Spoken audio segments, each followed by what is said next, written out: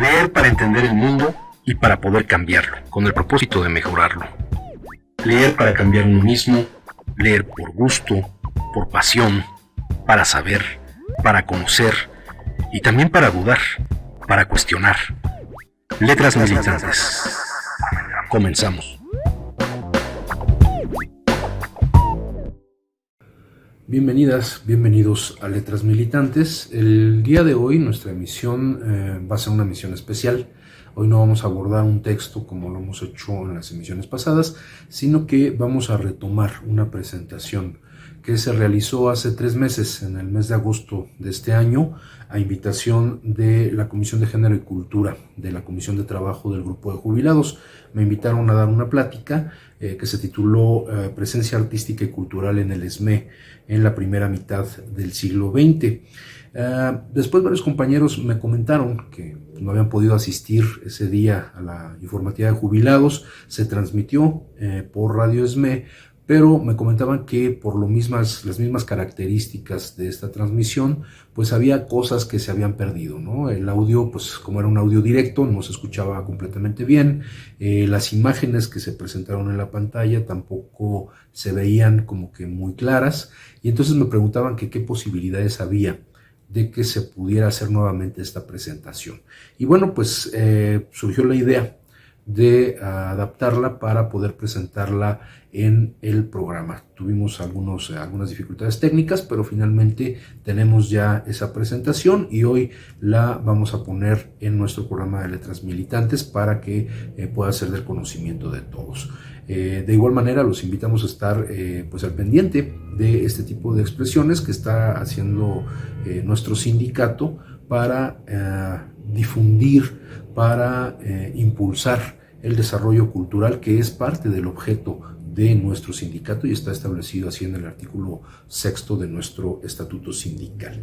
Entonces, bueno, pues sin más preámbulo, aquí vamos a presentar esta presencia artística y cultural en el Sindicato Mexicano de Electricistas durante la primera mitad del siglo XX. Esperemos que sea de su agrado.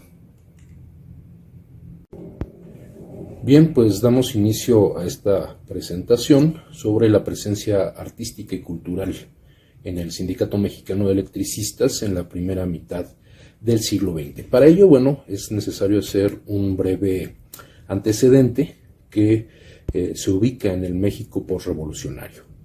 Muy precisamente en el periodo entre 1917, que se da la promulgación de la Constitución, y 1938, que diríamos cerraría este ciclo con la expropiación petrolera a cargo del presidente Lázaro Cárdenas. Bueno, iniciamos este periodo posrevolucionario, 1919, con un hecho emblemático que nos habla justamente de pues un cierre muy violento de una parte importante de la Revolución Mexicana con el asesinato de Emiliano Zapata.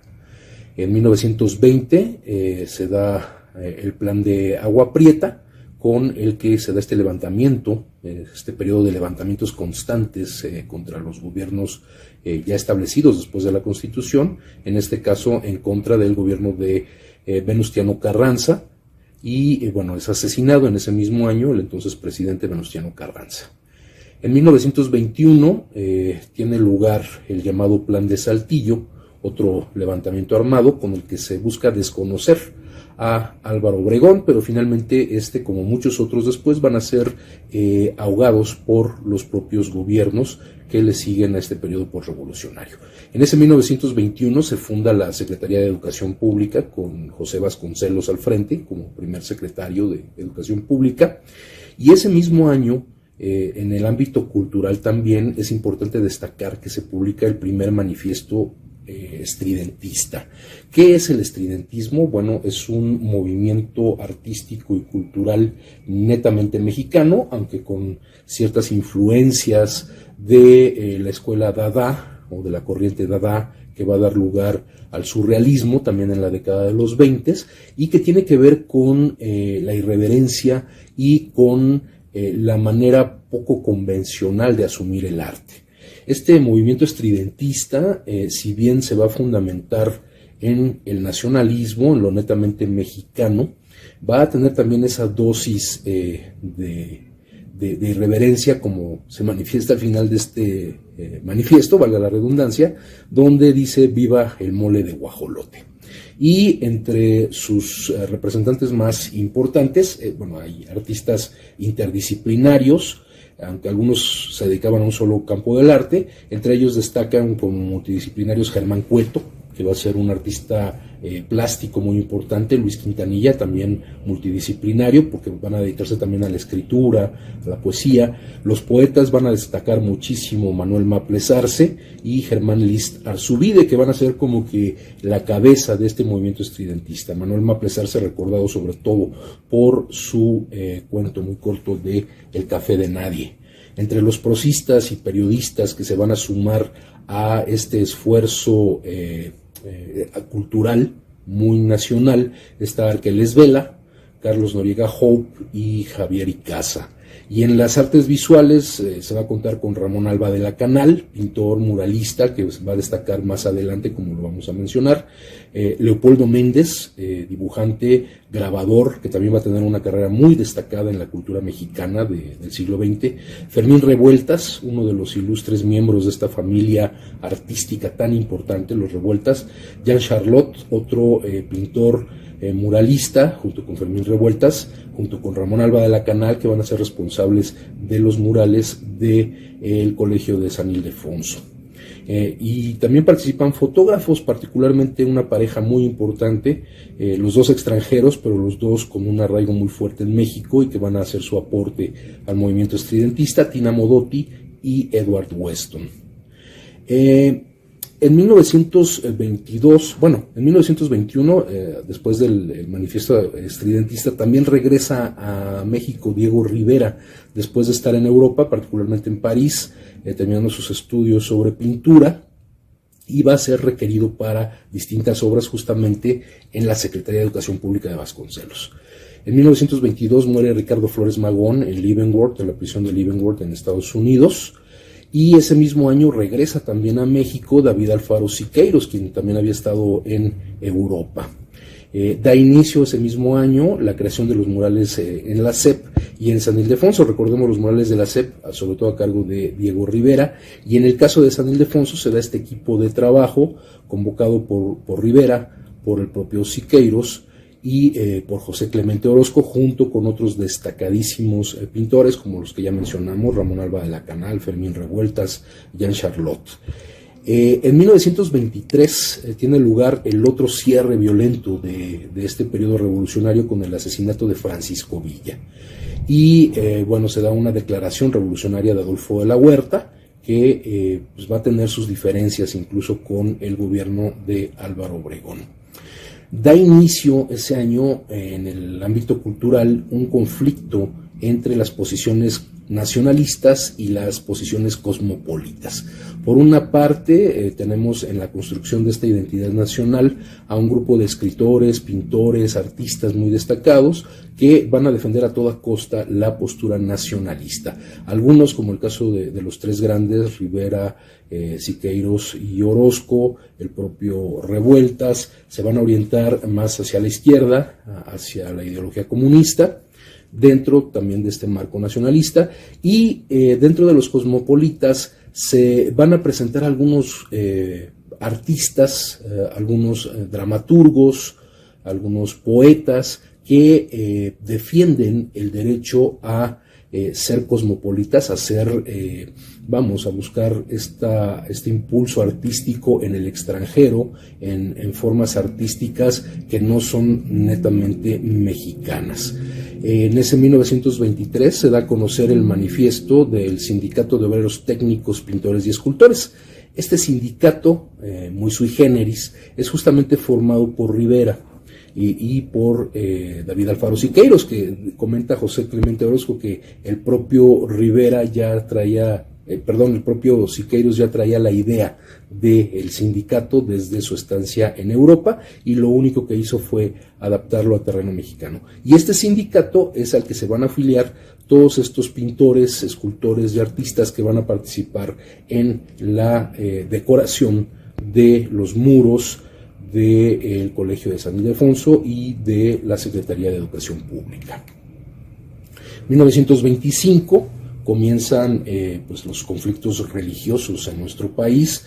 En 1925 es cuando se da una acción muy provocativa, muy provocadora de la CROM, de la Conferencia Regional Obrera Mexicana, porque apoya la creación de una Iglesia Católica Apostólica Mexicana que abiertamente rompe con el Vaticano.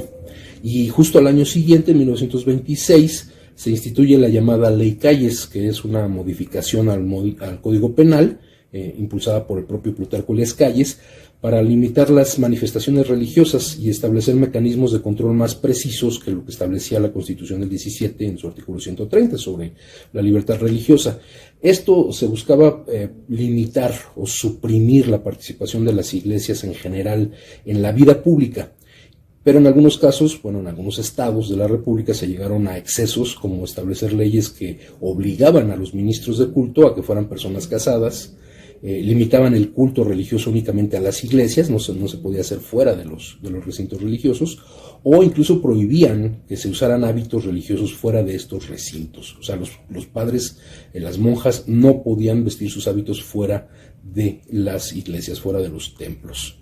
En este contexto, pues se desata la Guerra Cristera, que va a durar de 1926 a 1929. En 1927, Francisco Serrano y Arnulfo R. Gómez, generales del ejército, son fusilados. Ambos eran candidatos a la presidencia. Entonces esto es como parte de ese ajuste de cuentas posrevolucionario, que lo que busca es dar esta estabilidad a ciertos grupos políticos que eran los hegemónicos al término de la revolución. En ese mismo año hay un atentado fallido contra Álvaro Obregón, que obliga o provoca que el padre Pro, uno de los impulsores también o de los que más apoyaban este conflicto cristero, pues sea fusilado, hallado responsable de este atentado en contra de Álvaro Obregón. 1928, ya no es un atentado, sí se logra asesinar a Álvaro Obregón en San Ángel, en el restaurante de La Bombilla, donde actualmente se encuentra este edificio, este culto a la personalidad de Obregón, que es el monumento a Álvaro Obregón, y con este asesinato da inicio el maximato, que es esta forma de gobierno en donde el anterior presidente, que era Plutarco Elías Calles, a la reelección y posterior asesinato de Álvaro Obregón, pues él se convierte en el jefe máximo de la revolución y pues va a imponer y a quitar a los presidentes a su antojo. Incluso esto va a generar a algunos inconvenientes entre estos propios presidentes que son mangoneados o son manipulados desde el poder del propio Plutarco Elías Calles. En ese 1928 aparece el primer número de la revista Contemporáneos, y aquí vale la pena hacer el señalamiento. Este grupo o este movimiento de los contemporáneos podría decirse que surge en oposición al estridentismo. Son justamente estos cosmopolitas de los que hablábamos hace unos momentos. Nace este grupo que originalmente no tiene un nombre, sino que lo va a adoptar del grupo de teatro que conforman y después de la revista que publican, que era la revista Ulises, y el Teatro Ulises, y que va a ser financiado básicamente por Antonieta Rivas Mercado, la hija de Antonio Rivas, el arquitecto responsable del diseño del Ángel de la Independencia. Y Antonieta, se va a dedicar también, no solamente va a aportar la parte económica, sino que también va a participar en las traducciones que hacen de obras de dramaturgos extranjeros, contemporáneos, en boga en ese momento, tendencias vanguardistas de Europa, y también va a participar en los montajes, en las obras que se generan con el Teatro Ulises. En este grupo, que poco a poco empieza a tener una forma más definida, se van integrando también pintores, escultores, pero básicamente los contemporáneos, los que van a ser los contemporáneos, va a ser un grupo de poetas, periodistas, escritores, dramaturgos, ensayistas, entre los que tenemos aquí en este collage de imágenes, donde tenemos, empezando por la izquierda, a Salvador Novo, uno de los más destacados, un importantísimo cronista, un personaje muy, muy destacado en la historia cultural de nuestro país, seguido de Javier Villaurrutia, quien murió prematuramente, murió muy joven, pero es también uno de los personajes que hay que seguirle la pista en esta presentación que estamos haciendo.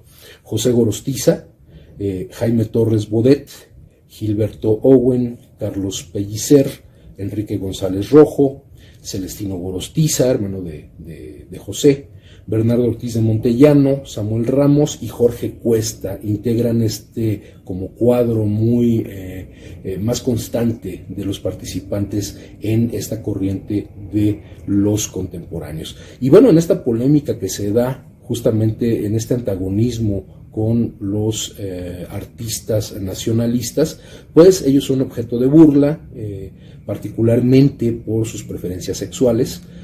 No todos ellos lo muestran abiertamente, pero sí varios de ellos no temen ocultar su preferencia sexual, que pues entonces se convierte en objeto de burla por parte de estos artistas nacionalistas, muy revolucionarios, muy salidos de esta guerra, y que bueno, pues lógicamente están en abierta oposición a la delicadeza, a los modales, al refinamiento con el que hacen su expresión artística este grupo importantísimo de artistas. En 1929 se funda el Partido Nacional Revolucionario, que era un proyecto que venía desde Álvaro Obregón, pero que el que lo va a consolidar es justamente Plutarco Elías Calles a través de este maximato. Ese mismo año, nuevamente, hay un atentado en contra de Emilio Portes Gil, que había sido nombrado presidente interino tras el asesinato de Álvaro Obregón. Se convoca a elecciones, y en esas elecciones, bueno, decide participar José Vasconcelos como candidato presidencial, un tanto harto de pues los militares, de la posición muy cerrada de Elías Calles y de toda su corte militar, y pues se realiza uno de los primeros grandes fraudes electorales del siglo XX, en donde resulta electo Pascual Ortiz Rubio, que viene a ser el segundo presidente de este llamado maximato.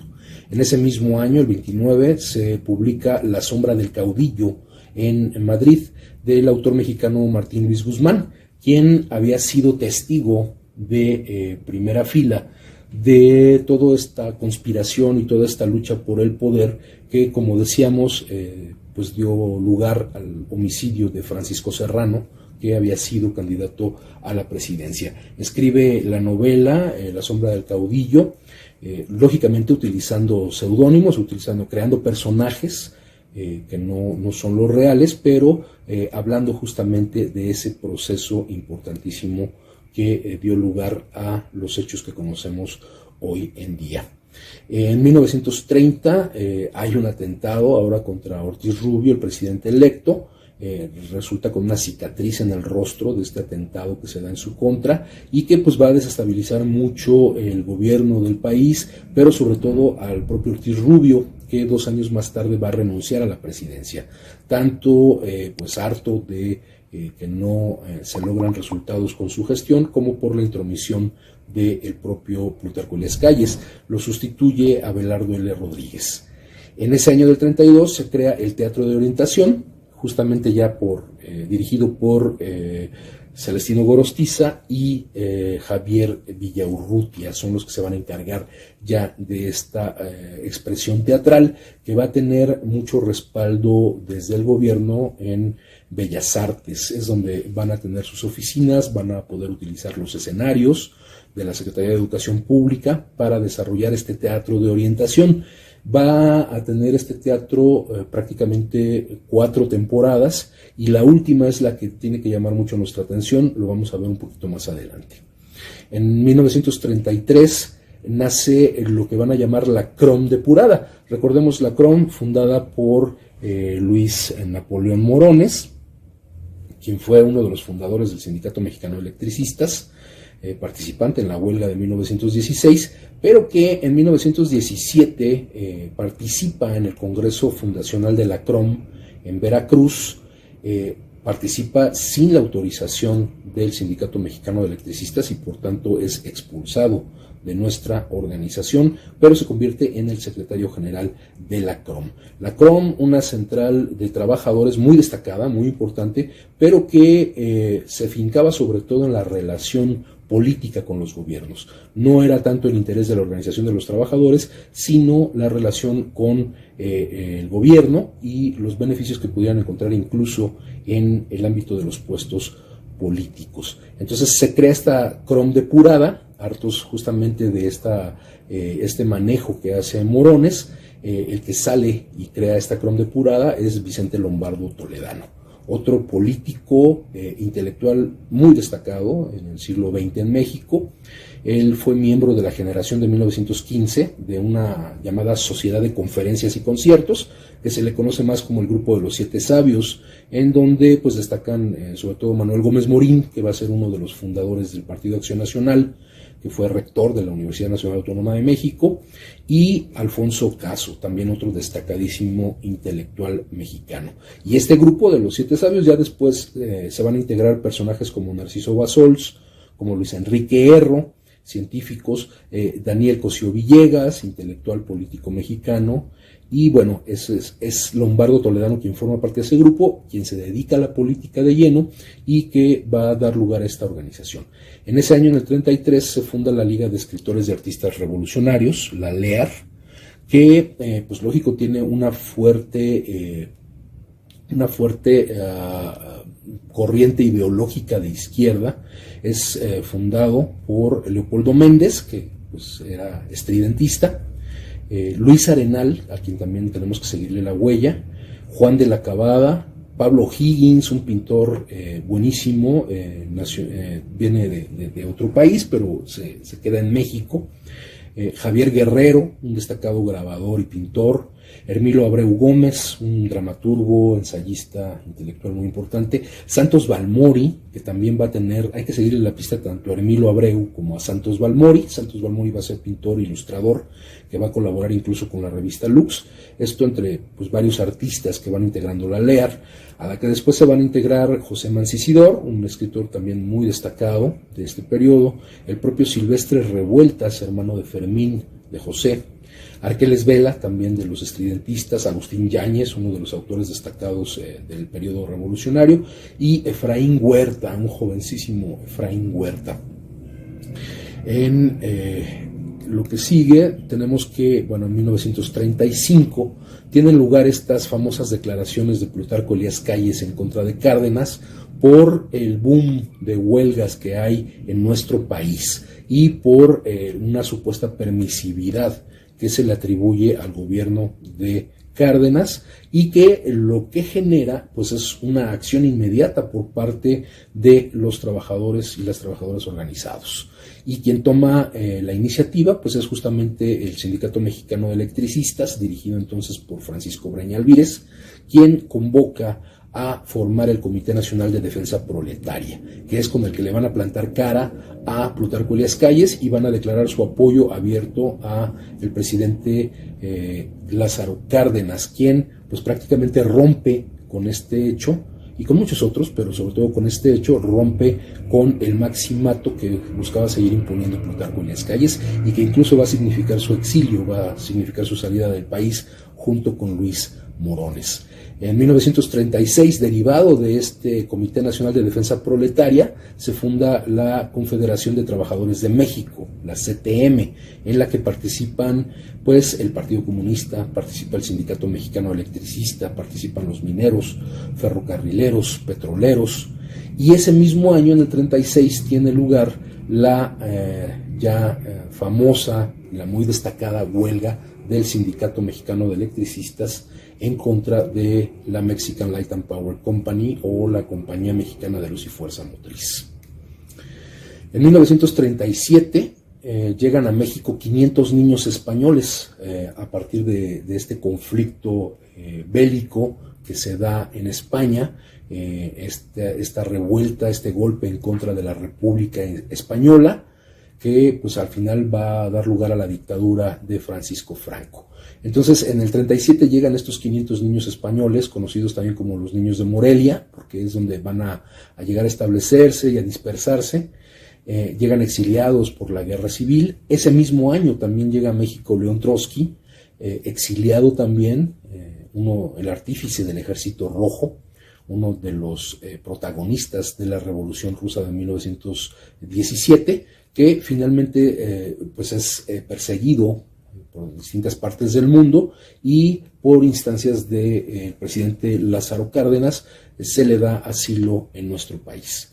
En ese mismo año, en el 37, un pintor que además era pues parte del ejército republicano de España y que era además director general de Bellas Artes de la República Española, se había encargado de salvaguardar todo el acervo artístico que estaba en el Museo del Prado para que no fuera pasto del fuego y de la guerra que estaba ocurriendo en España. Y también como director de Bellas Artes le toca encargarle a Picasso, al pintor Pablo Picasso, la realización del cuadro El Guernica, que es esta obra maravillosa, destacadísima en la historia de la pintura. Vamos a también seguirle la pista a José Renau, va a tener un papel muy destacado en la historia cultural de nuestro sindicato. En el 37 también se crea el Taller de la Gráfica Popular, que va a estar dirigido por Leopoldo Méndez. Ahí también van a participar Pablo Higgins y Luis Arenal, que también es un destacado grabador. En el 38 tiene lugar la expropiación petrolera, uno de los últimos grandes símbolos de esta primera mitad del siglo XX, de esta emancipación independiente, nacionalista de nuestro país. Y en ese mismo año, con esta corriente de izquierda que se filtra por todos lados de la vida artística, académica, intelectual, cultural de nuestro país, se publica el Manifiesto de la Unión de Arquitectos Socialistas, en la que participan dos arquitectos que también hay que seguirles la pista. Uno es Enrique Yáñez, el otro es Ricardo Rivas. También ese año se presenta el Manifiesto por un Arte Revolucionario Independiente, que va a plantear justamente esta capacidad del arte de tener una propuesta política. Y lo van a firmar estos tres personajes que vemos en la foto: André Breton, principal pues representante del movimiento surrealista que venía desde Europa, venía de visita a México; Diego Rivera y el propio León Trotsky, que finalmente es quien se dice que fue quien redactó este Manifiesto por un Arte Revolucionario Independiente. Bien, ¿qué pasaba al interior de nuestro sindicato? Ya hablamos de la huelga del 36, pero en términos de la formación política cultural, de la educación y propaganda, vamos a ver un desarrollo muy interesante que va a iniciar justamente teniendo como secretario de Educación y Propaganda al compañero Manuel Paulino Ortiz, que fue secretario de Educación del 34 al 36, después sería secretario general del sindicato también. Del 36 al 38 va a ser secretario de Educación y Propaganda Francisco Breña Alvírez. Justamente hay que destacarlo porque justo en su gestión es cuando va a tener lugar la reforma de estatutos del ESME en julio de 1935. Entre el 39 y el 41 va a ser Francisco de Celis Bertis, entre el 41 y el 43 Guillermo Preciado Gómez, del 43 al 45 nuevamente Francisco de Celis, del 45 al 49 Salvador Vergara Romero, y del 49 al 52, con lo que estaríamos cerrando este periodo que nos interesa para la presentación, será Ramón González Argudín. ¿Qué nos dice esta reforma de estatutos de 1935? A partir de esta reforma se establece en el artículo 6, en el objeto del sindicato, en su fracción segunda, el fomentar su unión y progreso, fomentar la unión y el progreso económico, intelectual, social y físico de sus agremiados en particular y de los trabajadores en general, a cuyo fin lucharán por, y ya en el inciso C es muy específico, dice la elevación cultural y moral de la clase trabajadora, mediante la difusión del conocimiento científico, artístico y ético en sus diversas formas, teniendo este último a realizar el bien de la colectividad de preferencia al bien del individuo. Este es el antecedente del desarrollo cultural y artístico que vamos a ver en el ESME en esta primera mitad del siglo XX. Es importante destacar en todo este momento lo importante que fue para nuestro sindicato esta reforma de estatutos, porque va a dar la pauta, repito, a todo este desarrollo. Y debemos, en buena medida, lo sabemos bien, a Francisco Breña Alvírez el que se hayan tomado estos puntos en cuenta. Vamos a hacer una pausa en esta presentación y regresando de la pausa continuamos con esta presentación. Estás escuchando Letras Militantes.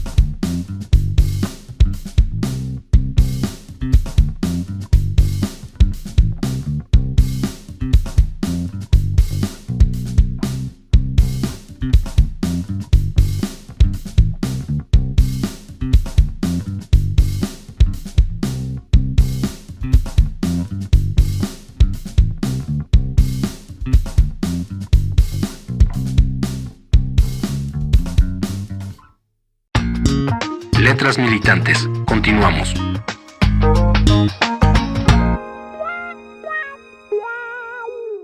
Y bien, continuamos con la presentación de esta presencia cultural y artística en el Sindicato Mexicano de Electricistas. 1938, un año importante. Aquí vemos en las imágenes, en el extremo izquierdo, vemos el local del sindicato, el primer local propiedad ya de nuestro sindicato, el local de Colombia número 9. A partir de estas reformas que mencionábamos en 1935 del Estatuto Sindical, bueno, pues se busca ya un mayor desarrollo en lo cultural de los trabajadores, tanto afiliados al ESME como los trabajadores en general. Y curiosamente, quien va a ser el responsable del trabajo más formal en materia de teatro, el primer grupo de teatro formal fuerte que tiene el Sindicato Mexicano de Electricistas, es Javier Villaurrutia. Javier Villaurrutia, a quien, bueno, ya lo conocimos como parte de estos cosmopolitas, como parte del teatro de Ulises, de los contemporáneos y responsable directo del teatro de orientación, bueno, pues es quien se va a hacer cargo del grupo de teatro del ESME. No sabemos con precisión a qué se debe esta participación, qué fue lo que lo llevó a encargarse del grupo de teatro de un sindicato obrero con una tradición nacionalista y de izquierda, que pues estaba en oposición a las posturas que ya hemos mencionado, ¿no?, del grupo de los contemporáneos. Sin embargo, bueno, él fue el primer encargado del grupo de teatro del ESME de manera paralela a la realización de la última temporada del teatro de orientación. Las funciones que presenta son en el Teatro Hidalgo.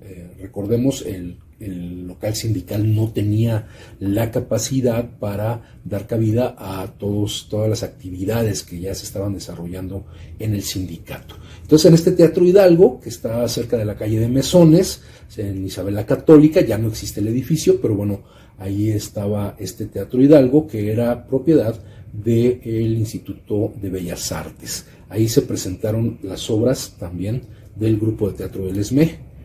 Y pues la participación de Javier Villaurrutia no es solamente como el director del grupo de teatro, él colabora con artículos como el que estamos viendo en este momento, de abril de 1938, en la revista Lux, en donde hace esta labor de crítica y de análisis ensayístico sobre el desarrollo del teatro. Va a tener otro artículo, es el del lado derecho, en octubre de ese mismo año, también en la revista Lux. Y bueno, lo que vemos a continuación, otra nota, en febrero del 39, donde ya prácticamente cierra su participación en el grupo de teatro. Ahí presenta su informe en nuestra revista Lux sobre la labor del grupo teatral del ESME. Y ahí vemos algunas imágenes de las puestas en escena de las obras de teatro. En la del lado derecho vemos en un círculo rojo enmarcada a una de las actrices, que se trata justamente de la compañera Ana María Siliceo, que ella pues fue parte del Comité Central, fue la segunda mujer en formar parte del Comité Central del Sindicato Mexicano de Electricistas, del grupo de tabuladoras, y que además tenía pues bastante calidad actoral, una actriz destacada del grupo de teatro del ESME. Y vale la pena señalar, en la foto del lado derecho hasta abajo, también está enmarcado en un círculo rojo, un joven que llega de Zapopan, Jalisco, buscando a Javier Villaurrutia para integrarse a las actividades teatrales, y Villaurrutia lo invita a participar en el grupo de teatro del ESME, y este personaje es nada más y nada menos que Juan José Arreola, uno de los literatos también más destacados de nuestro país, muy reconocido, muy talentoso, y que bueno, hay que decirlo, formó parte del grupo de teatro del Sindicato Mexicano de Electricistas. Y bueno, pues, ¿cuál había sido el antecedente? La huelga del 36 ya la habíamos mencionado, que fue exitosa, que le dio un auge muy fuerte a la dirección del ESME, al propio Sindicato Mexicano de Electricistas, y que bueno, decide pues buscar un nuevo espacio para su local sindical. Ya el local de Colombia 9 ya era insuficiente, las asambleas ya se tenían que realizar en otros espacios, y pues mediante una compra que se da de un predio en la calle de Artes, en el número 45, lo que hoy es la calle de Antonio Caso, se realiza este proyecto del nuevo recinto sindical del Sindicato Mexicano de Electricistas. Y el proyecto que se pone a concurso lo van a ganar estos dos arquitectos, estos dos destacadísimos arquitectos socialistas, el arquitecto Enrique Yáñez, el arquitecto Ricardo Rivas, de los que ya hablábamos hace unos momentos en el antecedente de pues toda esta cuestión cultural y artística del ESME. Ellos van a hacer el diseño del nuevo recinto sindical de Artes 45 y lo van a hacer bajo las directrices de la corriente funcionalista de arquitectura. Esta corriente básicamente a lo que se refiere es al uso y el aprovechamiento de los espacios, de la luz, de la ventilación, de que cada una de las cosas que se coloca dentro de la construcción tenga una función, que no sean meramente de ornato, que no sean solamente adornos, sino que tengan una función que sea de utilidad para el desarrollo de las actividades que se hagan en esa construcción. Entonces, a estos dos arquitectos es a los que les toca hacer este desarrollo. Y parte de ese funcionalismo tiene que ver justamente con esta disposición que vemos en estos dibujos sobre el diseño del recinto sindical, con estos grandes ventanales que lo que van a hacer es aprovechar al máximo la luz, la iluminación natural, y estos grandes espacios, como vemos abajo a la izquierda, en el vestíbulo, el proyecto del vestíbulo de nuestro recinto sindical, que hoy se llama la calle Antonio Caso 45, y cómo estaba la distribución. Vemos en una parte del lado derecho una serie como de aparadores, que es el espacio que va a ocupar la cooperativa de consumo del sindicato. Al fondo de este dibujo del vestíbulo vamos a ver la entrada hacia el salón de asambleas, que es el que vemos del lado derecho. Un salón de asambleas bastante amplio, con un diseño muy funcional para que pueda tenerse la mejor vista desde cualquier punto, pero que curiosamente va a tener la intervención de otro personaje que vamos a mencionar un poco más adelante en el diseño de esta sala de asambleas. Aquí vemos algunas imágenes de ese proceso de construcción, imágenes que aparecieron en la revista Lux, que iba reportando paulatinamente cómo se iba desarrollando este trabajo. Y vemos, por ejemplo, en la foto de arriba del lado derecho, estos pasillos amplísimos que hoy, bueno, con la utilización de plafones, pues ya no tienen esa dimensión tan amplia, que bueno, da una sensación de mayor espacio, de mayor libertad, pero que además en la parte superior tenían estas pequeñas ventanas, estas pequeñas ventilas, que servían para que circulara el aire, pero también para que se contribuyera con la iluminación natural. Como vemos en la foto de abajo, donde todavía está en obra negra, estas partes de las oficinas, que van a ser las oficinas de la dirección del sindicato, algunas van a ser aulas de la escuela del sindicato, y que bueno, básicamente lo que se busca es aprovechar el espacio de la mejor manera posible. No solamente se trata de aprovechar el espacio para su función como oficinas, como espacio organizativo del sindicato. Hay una preocupación artística también por aprovechar los espacios, y aquí es donde se da alguno de estos intentos precoces, alguno de estos intentos iniciales que ya habían tenido pues sus muestras importantes, desde los murales como el que vemos abajo a la izquierda de Diego Rivera en la Secretaría de Educación Pública, la de en medio del maestro David Alfaro Siqueiros en el techo y muros de la Secretaría de Educación Pública y en Santo Domingo, y finalmente a la derecha, en el Hospicio Cabañas, esta pintura mural impresionante que hace el maestro José Clemente Orozco. Lo que vemos en la ilustración de arriba y del lado derecho es el espacio que había subiendo las escaleras del recinto sindical de Antonio Caso. A la izquierda podemos identificar en esa ilustración unas ventanas que se van a aprovechar justamente en este proceso de integración plástica, que lo debemos a estos tres grandes artistas mexicanos que vemos en la foto: Diego Rivera en la izquierda, al centro David Alfaro Siqueiros y a la derecha José Clemente Orozco. Ese espacio que veíamos en la ilustración anterior, en las escaleras ascendentes, va a ser aprovechado para pintar un mural que originalmente le fue ofrecido al maestro José Clemente Orozco, pero que por diversas razones ya no completó. Algunas exigencias que él tenía de que la pintura debía ser, el mural debía estar lleno de mujeres desnudas, y algunas otras cuestiones que no fueron del agrado de la dirección del sindicato.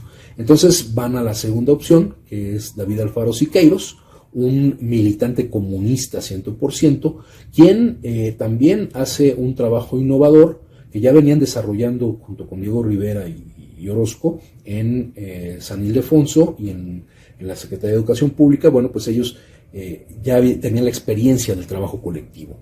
Y lo que hacen justamente para el mural que van a pintar en el Sindicato Mexicano de Electricistas es un equipo de trabajo que se integra con tres pintores que venían del exilio español. Recordemos, decíamos al principio en los antecedentes, cuando llegan los niños de Morelia, los 500 niños españoles exiliados. Poco después van a llegar otros barcos con exiliados españoles, particularmente un grupo importante de intelectuales de la República Española. Y en uno de estos barcos vienen juntos José Renau, director de Bellas Artes que mencionábamos, que comisiona a Pablo Picasso la realización del Guernica, Antonio Rodríguez Luna, quien pues se va a dedicar más a la pintura de caballete, pero tiene sus participaciones en el muralismo, y Miguel Prieto, quien ya más adelante se va a decantar más hacia el diseño gráfico, e incluso él va a ser el mentor de uno de los grandes diseñadores mexicanos, aunque de origen español, como fue Vicente Rojo. Y por el lado mexicano, David Alfaro comisiona o junta a otros dos pintores mexicanos, uno de ellos Luis Arenal, a quien ya habíamos visto que tenía participación con los estridentistas, participación con el Taller de Gráfica Popular, con la Liga de Escritores y Artistas Revolucionarios, Luis Arenal, quien además es hermano de Angélica Arenal, quien se va a casar en segundas nupcias con David Alfaro Siqueiros. Y el otro pintor, Antonio Pujol, un pintor mexicano que pues también va a tener obra que no va a tener todo el realce de un David Alfaro Siqueiros, ni siquiera de un Luis Arenal, pero que tiene obras muy interesantes y vale la pena darse una vuelta al mercado Abelardo L. Rodríguez, donde está el Teatro del Pueblo, aquí en el centro histórico, donde vamos a ver un mural de autoría de Antonio Pujol, muy destacado. Pero bueno, este es el equipo que se va a integrar para pintar este mural en el Sindicato Mexicano de Electricistas, el retrato de la burguesía. Pero con el paso de los días, de las semanas, va a empezar a haber deserciones. El primero que sale del equipo es Miguel Prieto. No es el muralismo lo que le gusta. Antonio Rodríguez Luna también va a dejar el equipo, y los que se quedan se van a enfrentar a un hecho muy importante. Antes de pasar a este hecho, hay que destacar que es algo que llama mucho la atención. Esta águila de metal que podemos ver, bicéfala, que vemos en el mural, que domina prácticamente la parte alta del mural, y que obedece a un concepto que denomina José Renau carne y acero. En una entrevista que le hacen sobre su relación con Siqueiros y con el trabajo que desarrolló con él recuerda que siendo aún militar dentro del ejército de la República Española, le toca ir a buscar a David Alfaro Siqueiros, este pintor mexicano que no conocía en persona, en 1937 en Valencia. Se lo encuentra en la playa, en un hotel donde está desayunando con otro destacado personaje. Recordemos que Siqueiros pues era militar, él participó en la Revolución Mexicana y también participa como militar en la Guerra Civil Española. Ahí lo vemos en la foto de la izquierda, uniformado, con un gran porte, y a quien se encuentra Renaud junto con Siqueiros es a este gran escritor norteamericano, Ernest Hemingway. Están los dos platicando sobre pues cómo se va transformando la guerra y cómo va cambiando este concepto de la guerra cuerpo a cuerpo por el de las máquinas, y cómo entonces se habla de una transformación de la carne y el acero, cómo se va dando esta fusión en la guerra. Y ese es un concepto que se le va a quedar muy clavado a el propio Renaud, incluso a partir, como vemos en la foto de la parte inferior derecha, donde vemos a Picasso trabajando en el Guernica. Ese es el elemento de la guerra, del horror de la guerra y la transformación de la guerra, lo que va a quedar muy presente en la cabeza de José Renaud. Y bueno, aquí vemos algunas imágenes, cómo estaba este cubo de la escalera, justamente antes de que se montara este trabajo mural. En la foto de en medio vemos la explicación que da el propio Renaud de cómo se vería este mural, cuál es la idea de ponerlo en este cubo de escalera y el movimiento que, emulando incluso el trabajo cinematográfico, va a tener el mural. Va a ser un mural en movimiento, en donde el ojo humano va a tener diferentes desplazamientos conforme va subiendo las escaleras. Se trata de un trabajo muy innovador, un trabajo pionero en el campo de la pintura mural, porque por una parte utilizan materiales y equipos de tipo industrial, pistolas de aire, compresoras, pigmentos que se utilizan para pintura industrial. No son, digamos, las técnicas tradicionales de la pintura mural, sino que van revolucionando incluso la manera de utilizar estas herramientas directamente relacionadas con el trabajo obrero. Y en el cuadro del extremo derecho ya vemos un boceto de cuáles son las imágenes que se van a plasmar y que lógicamente tienen que ver a instancias de estos artistas con el ascenso del fascismo, el peligro del ascenso del fascismo en Europa. Estamos hablando de los momentos preliminares a la Segunda Guerra Mundial, de este desarrollo que ya se había dado en la Primera Guerra, tecnológico, en esta capacidad destructiva de las máquinas, y que va a ser una revolución auténtica durante esta Segunda Guerra Mundial. Abajo podemos ver parte de los bocetos que se utilizaron, y en la foto de abajo del lado derecho al propio Renaud retocando partes de este mural Retrato de la Burguesía, que justamente su nombre nace como esta postura ambigua y siempre convenenciera de la burguesía de cualquier país, que es capaz de apoyar hasta los esfuerzos bélicos si con ello se ven finalmente beneficiados. Sin embargo, este elemento que yo decía hace unos momentos, que va a trastocar el trabajo de este mural, es el atentado contra León Trotsky, que tiene lugar el 24 de mayo de 1940, cuando un grupo armado se mete a la casa de Trotsky en Coyoacán, disparan varias ráfagas de metralleta, no logran darle al propio Trotsky, y pues las pesquisas llevan a los principales responsables. El comando era dirigido por David Alfaro Siqueiros, quien es detenido algunas semanas después en la Sierra de Jalisco. Es detenido, es llevado a Lecumberri. No era la primera vez que pisaba Lecumberri, pero debido al apoyo que tiene de otro militante comunista de la corriente stalinista, porque también Siqueiros, y es una de las teorías que más se ha manejado, que fue una instrucción que vino desde Moscú, desde el gobierno de Stalin, de asesinar a Trotsky. Bueno, finalmente logra salir de la cárcel y logra salir del país con el apoyo del entonces cónsul de la República Chilena, el poeta y militante comunista Pablo Neruda, quien terminará siendo un gran amigo de Siqueiros. Y bueno, acompañaba a Siqueiros su cuñado Luis Arenal, quien también pues tiene que poner pies en polvorosa. ¿Y qué es lo que pasa entonces con el mural? Porque el mural todavía no estaba acabado. Bueno, pues le toca a José Renau encargarse de terminar este mural.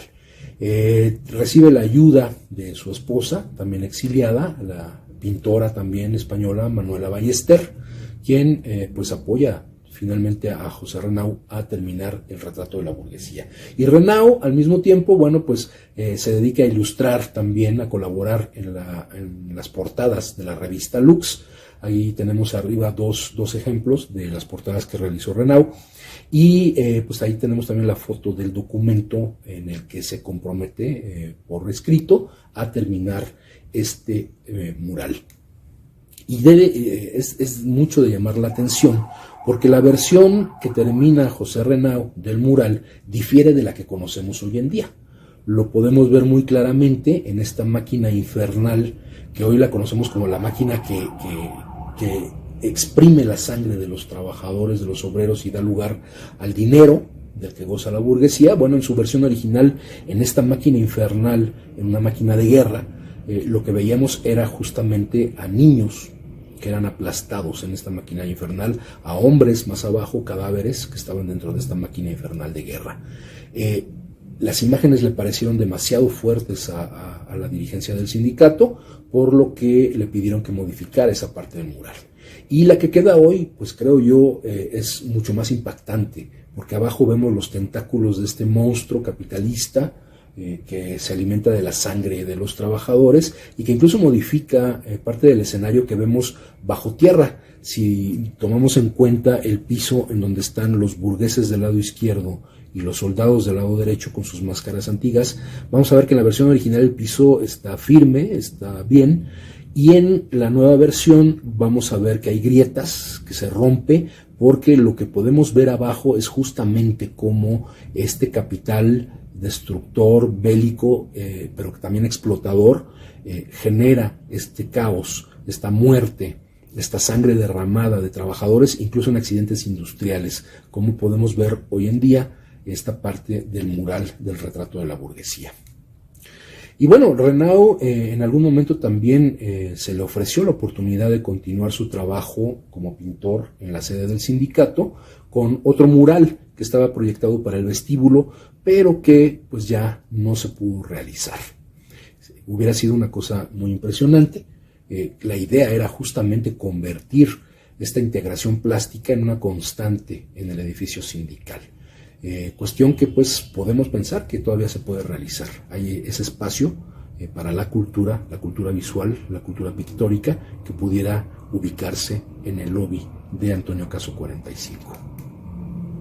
Renau, bueno, pues continuó en México, después se iría a Alemania del Este, Alemania Democrática, la República Democrática Alemana, la parte comunista de esta Alemania dividida, pero todavía en México hizo algunos trabajos. Vemos aquí en la ilustración del lado izquierdo inferior parte del mural que hizo para el Hotel de Casino de la Selva, allá en Cuernavaca, que desgraciadamente ya no existe, fue demolido para construir una tienda comercial.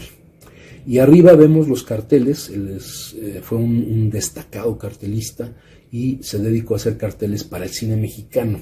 Y ahí vemos varias películas muy destacadas de las que él fue el responsable de hacer estos carteles. Y bueno, también ahí vemos parte de su trabajo como artista visual de diseño del collage y uno de sus libros destacados en este sentido que se llama Fata Morgana, donde pues es más teórico sobre el trabajo del collage. Mencionaba yo cuando hablamos del teatro, de la parte del escenario donde está la sala de asambleas, que hubo modificaciones, y estas modificaciones se dieron por este personaje importante del teatro, Sekizano, un director de actores, un director de teatro japonés en su origen, que sale exiliado de Japón por su ideología comunista, se refugia en la Unión Soviética, en donde trabaja con Konstantin Stanislavski, el creador del método, así se le denomina, es un método de actuación en donde el actor se sumerge en el personaje y bueno, le va a ayudar a desarrollar toda esa teoría del método.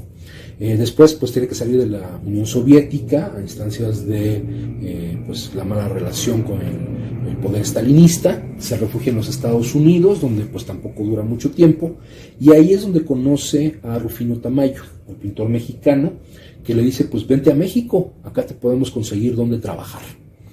Se comunica a Rufino Tamayo mediante una carta con Celestino Gorostiza y le dice, oye, va un director japonés para que le puedas dar trabajo. Le dice Celestino Gorostiza, pues es que no tenemos presupuesto para ello, deja ver qué lo podemos apoyar cuando llega aquí a México.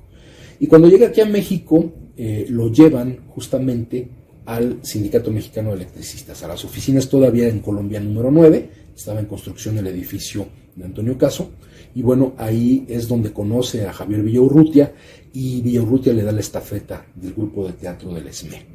Y entonces aquí Seki Sano se encarga de idear todo este proyecto de teatro, no solamente montar obras de teatro, sino crear una escuela de teatro, hacerla para los trabajadores, ya lógicamente con una orientación de izquierda, una orientación comunista, una formación comunista. Él dice, bueno, pues los obreros, los trabajadores, es a quien hay que prepararlos para que hagan el teatro.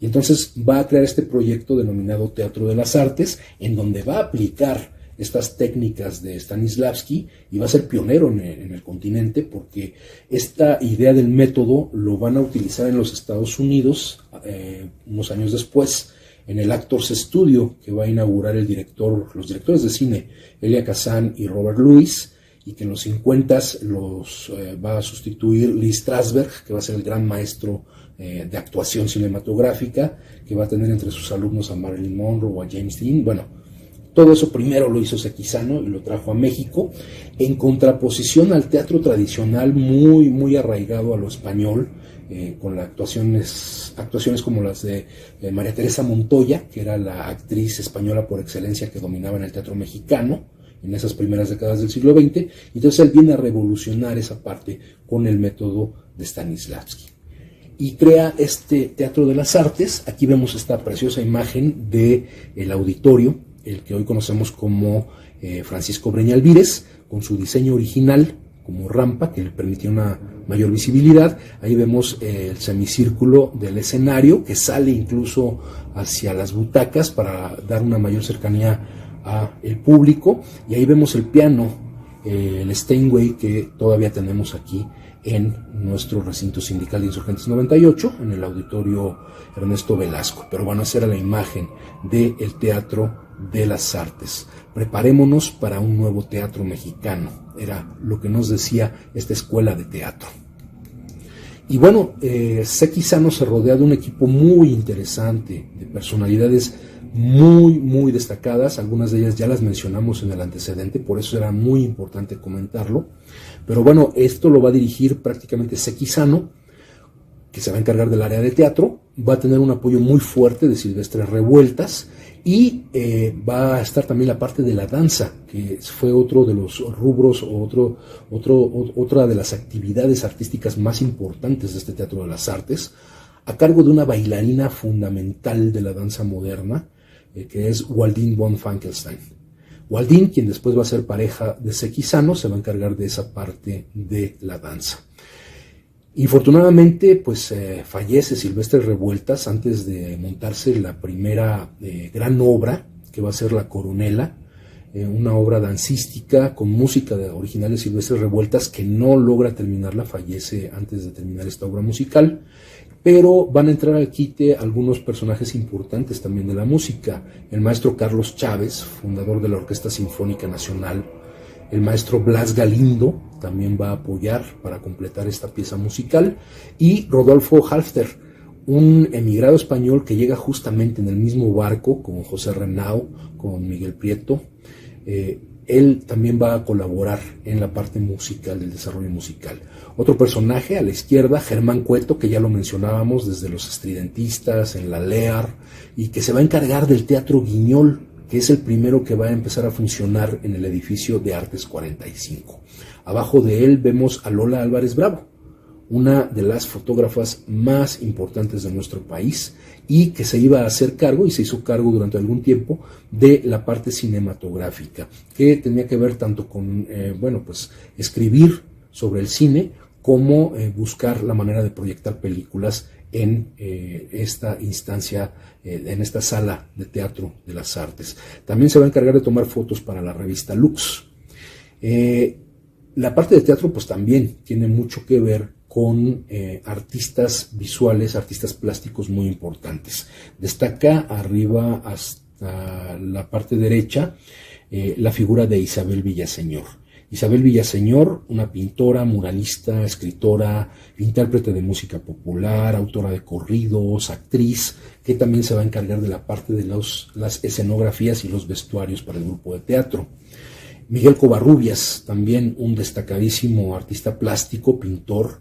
Julio Castellanos y Julio Prieto, pintores y escenógrafos muy destacados, y Javier Guerrero, que también apoyó en la parte de la escenografía, un destacado también artista mexicano. Todos ellos que ya habían tenido alguna labor con estos grupos artísticos que mencionamos al inicio, con los estridentistas, con la LEAR, que tenían también esa militancia política, casi todos ellos. Y bueno, la sección de teatro quedaba a cargo del propio Sequizano, quien se encargó de hacer la escuela de teatro más interesante. No se puede pensar en el teatro moderno sin la influencia de Sequizano, quien fue maestro en ese momento en el grupo del Teatro de las Artes de María Douglas, una destacada artista mexicana del cine mexicano y del teatro mexicano de la época, y del maestro Ignacio Retes. Ignacio Retes, un colaborador muy cercano a Sequizano, fue su ayudante de dirección, también fue actor, y ya después lo conoceríamos incluso como el propio director de su grupo teatral, como actor cinematográfico muy destacado, y pues el patriarca de una familia muy importante de las artes en México, la familia Retes. Su hijo Gabriel Retes, destacado director de cine, director de teatro, actor, y en fin, toda la familia Retes involucrada. Y vamos a ver después un nexo también de Ignacio Retes con otra familia muy importante del arte. Pero bueno, este era el grupo de teatro. Aquí vemos algunas fotos de las técnicas y de la manera como participaba Sequizano en esa dirección de actores y actrices. La sección de danza queda a cargo, como decíamos, de Waldín von Falkenstein, que va a crear este grupo que va a ser conocido como las Waldinas. Y aquí vemos una imagen de la puesta en escena de La Coronela. Esta obra que decíamos, pues finalmente se presenta en Bellas Artes ya con la música terminada, con el apoyo de Blas Galindo, de todos estos músicos importantísimos, y dentro de su grupo de bailarinas hay 3 que van a destacar y que van a ser conocidas como las Waldinas: Guillermina Bravo, Josefina Lavalle y Magda Montoya, ellas entre las más destacadas. Guillermina Bravo y Josefina Montoya van a ser personajes fundamentales también para la danza moderna en México, porque se van a encargar de crear los grupos de danza y con todo el estudio académico, con todo el desarrollo académico en la Universidad Nacional Autónoma de México, en el Instituto Nacional de Bellas Artes, pero que van a ser sus pininos en este grupo del Teatro de las Artes. Y Magda Montoya, que también va a tener un desarrollo importante en la academia como maestra de danza, como creadora de grupos de danza, con un destacado papel a nivel internacional incluso, pero que sobre todo se va a encargar, Magda Montoya, del grupo de danza de niños y de niñas del Sindicato Mexicano de Electricistas. Ella se va a encargar de ese grupo de danza. Y aquí vemos en la revista Lux, noviembre de 1940, este artículo sobre las muchachas de Waldín o las Waldinas, y se destacaba este desarrollo que venían haciendo. Algunas de las fotos son justamente de Lola Álvarez Bravo. Aquí vemos también, durante varios años hubo este desarrollo, y sobre todo debido a Magda Montoya, quien también escribía sobre la danza y sobre esta experiencia con el grupo de teatro, sobre todo con niños, de hijos de trabajadores del Sindicato Mexicano de Electricistas. Sin embargo, en 1942, ya siendo secretario general Francisco Sánchez Garnica, pues se da por terminado el apoyo al Teatro de las Artes, porque pues no había tenido el desarrollo que se esperaba, no fueron las grandes cantidades de trabajadores que se integraron al grupo de teatro, no se había presentado una sola obra de teatro en el Teatro de Artes 45 y por lo tanto, bueno, pues dan por terminada la relación con el Teatro de las Artes. Sequizano se va a trabajar a Bellas Artes, de hecho él ya estaba trabajando en varios proyectos en Bellas Artes, después se va a ir a otros países, se va a ir a Colombia, se va a ir a Perú, va a regresar a México, en donde va finalmente a hacer su desarrollo más importante como director de teatro. En fin, el Teatro de las Artes es probablemente la experiencia más importante artística que se vive en nuestro sindicato, porque, como decía, no se entiende el teatro moderno, pero tampoco se entiende la existencia de la danza moderna en México sin la influencia de Sequizano, de Waldín en este Teatro de las Artes. Y bueno, el sindicato continúa, forma un nuevo grupo, forma esta experiencia cultural que se llama Surco, que va a ser también una editorial con la que van a publicar varios libros, pero que se va a encargar también de coordinar los actos de música, de danza, de cine que se van a llevar a partir de 1942 en el SME.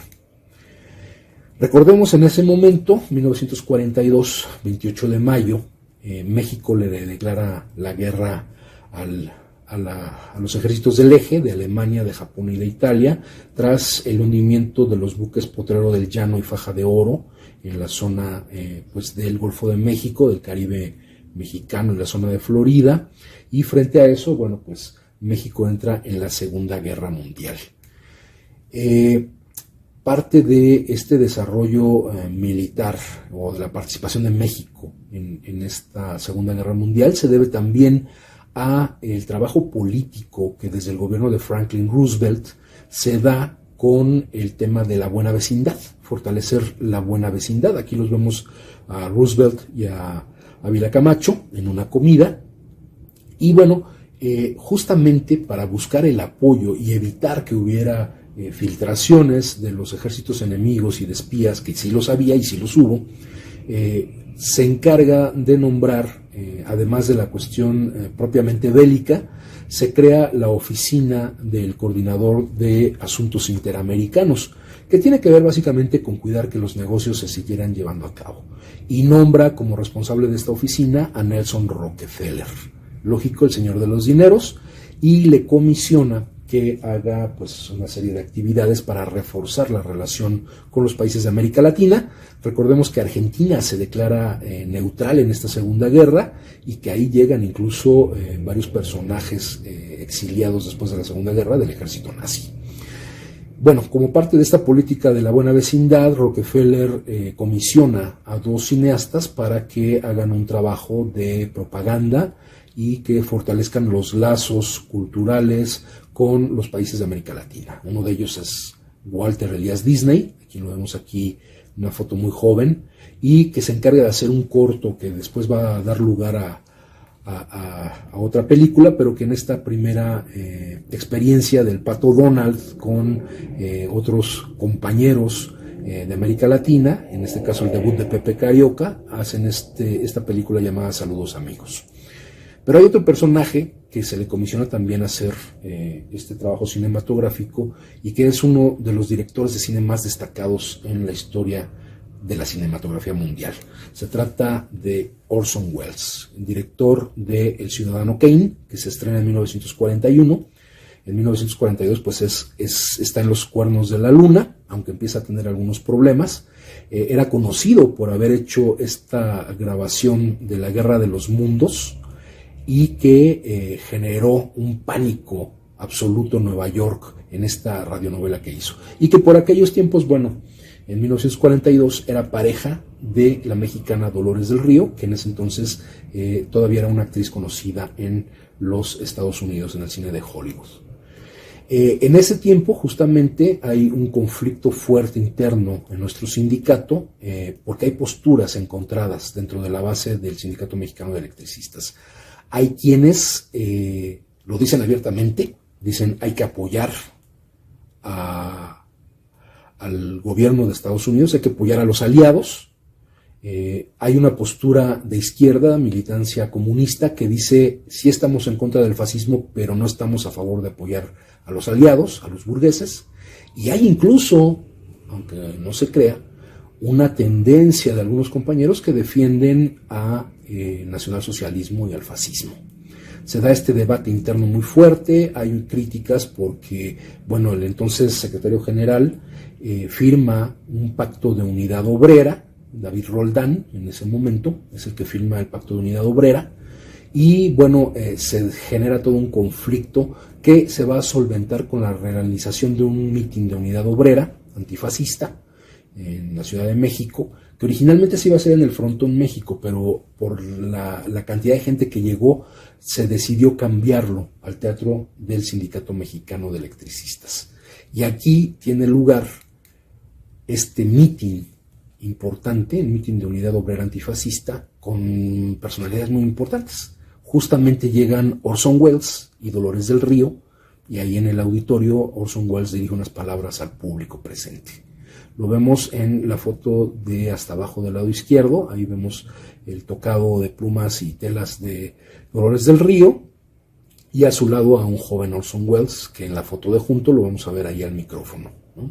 Y en la foto del extremo derecho vamos a ver sentados en la orilla derecha a Vicente Lombardo Toledano y al cónsul de Chile en México, Pablo Neruda.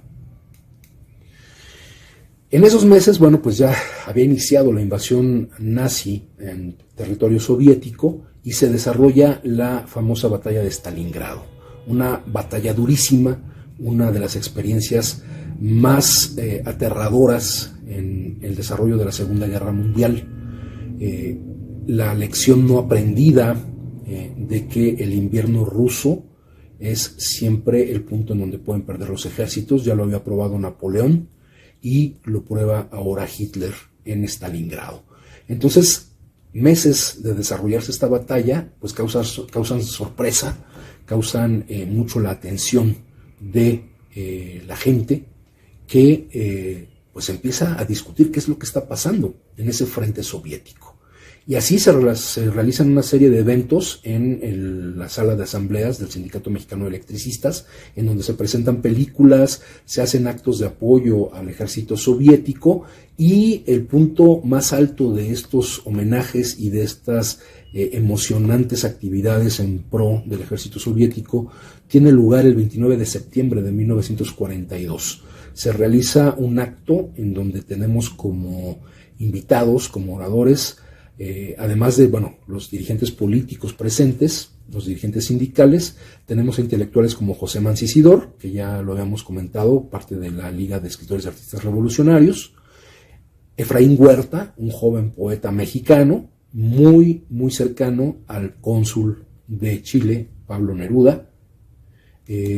Efraín Huerta declama una poesía de su autoría que había sido publicada unos días antes, que se llama Stalingrado en pie. Aquí lo vemos en las fotos en el Teatro del Sindicato Mexicano de Electricistas. Aquí también tenemos una imagen del cartel con el que se publicitó el evento. Pero el evento fundamental fue la presencia de Pablo Neruda y el estreno de una poesía llamada Canto de Amor a Stalingrado. Esta poesía que le escribe al calor también de unas copas con Efraín Huerta en la cantina de la Castellana, aquí cruzando Insurgentes, y que va a estrenar en el Teatro del Sindicato Mexicano de Electricistas. Y lo que vemos es la única copia que queda de un cartel que empezó a pegarse en las paredes de la Ciudad de México al día siguiente del evento, en donde se daba a conocer esta poesía política de Pablo Neruda y que genera una polémica intensa con otros poetas, con otros artistas más conservadores, entre ellos Octavio Paz, quien niega que la poesía pueda ser objeto de la política. Pero bueno, finalmente la demostración ahí está. Neruda, el gran ejemplo del poeta, con todo este arraigo comunista, con toda esta militancia de izquierda. Las campañas culturales continúan en el sindicato. Se presenta otro grupo de teatro, el PROA. Este grupo, dirigido por José de Jesús Aceves, quien había tenido participación con la Liga de Escritores y Artistas Revolucionarios. Abajo vemos del lado derecho a Hermilo Abreu Gómez, también de la LEAR, también participante de los estridentistas y de otras expresiones culturales de nuestro país, que se encargan de darle forma a este grupo de teatro, que va a tener entre sus protagonistas a María Douglas, que ya habíamos hablado de ella en el Teatro de las Artes, a Gustavo Rojo, que prácticamente debuta en teatro, en este grupo de teatro, a Estela Inda, a quien recordamos por su actuación en Los Olvidados, de Luis Buñuel, y que forma parte de este grupo de teatro, que va a trabajar en el Teatro de los Electricistas, en el Teatro del ESME, entre 1942 y 1946. En el 46 llega otro grupo de teatro, La Linterna Mágica, que va a estar hasta 1948.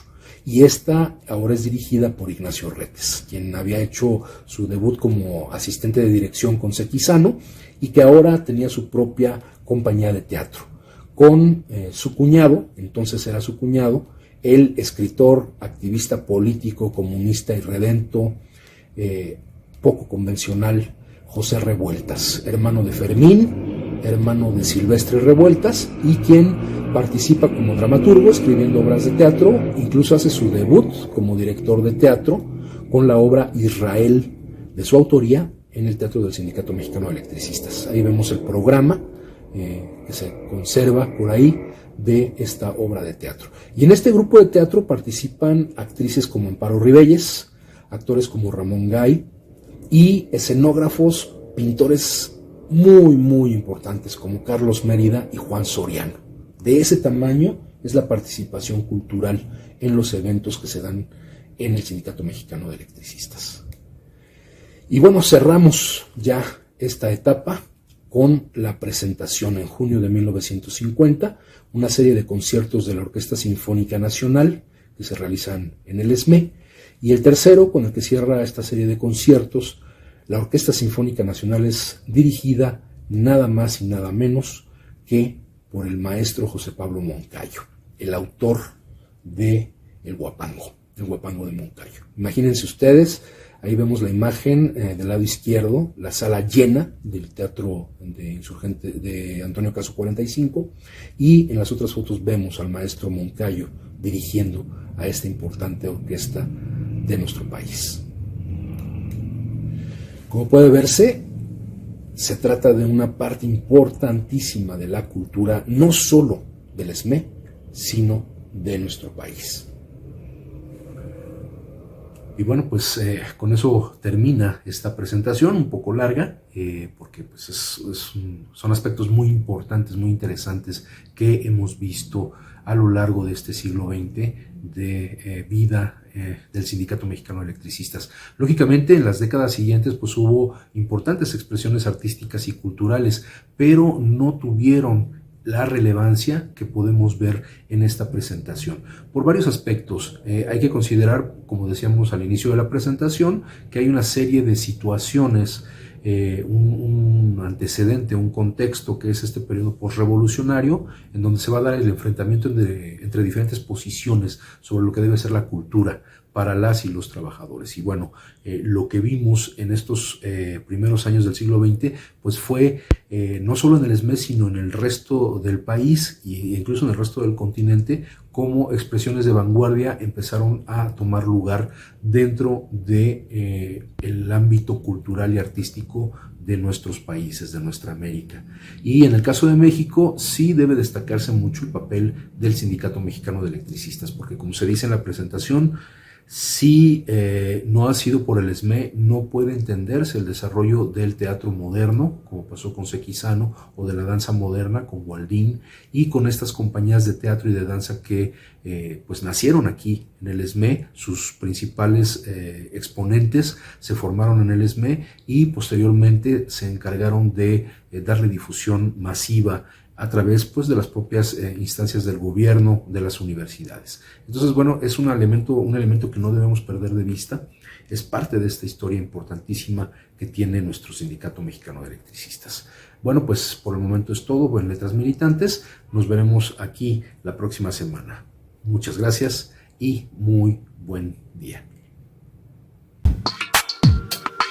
Decía Samuel Smiles, el libro es una voz viviente.